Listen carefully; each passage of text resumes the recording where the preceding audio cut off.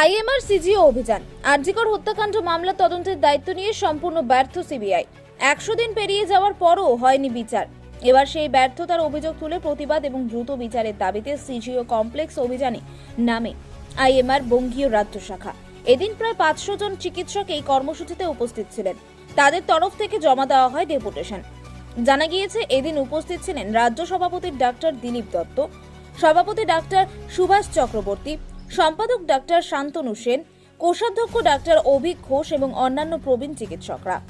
CBI দপ্তরে তাদের এক প্রতিনিধি দলের তরফ থেকে দেখা করে ডেপুটেশন জমা দেওয়া হয় উত্তর পূর্বাঞ্চলের যুগ্ম ডিরেক্টর ডিএস ভার্মা, কলকাতা যুগ্ম ডিরেক্টর রাজেশ প্রধান এবং মামলা তদন্তকারী অফিসার সীমা পাহুজাকে।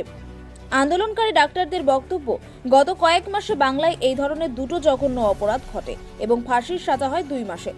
এটা যদি সম্ভব হতে পারে তাহলে 100 দিন পেরিয়ে যাওয়ার পরও কেন সিবিআই করে দেখতে পারলো না?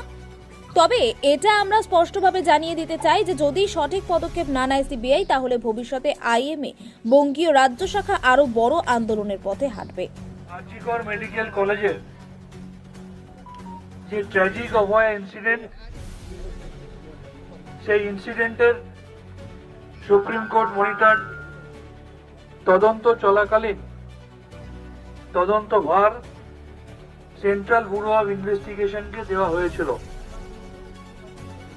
যদিও আমরা সেন্ট্রাল ব্যুরো অফ ইনভেস্টিগেশনের অতীতের ট্র্যাক রেকর্ড জানি, তাদের কনভিকশন রেট কতটা খারাপ, তারা কোনো কেসেরই সুরাহা করতে পারে না।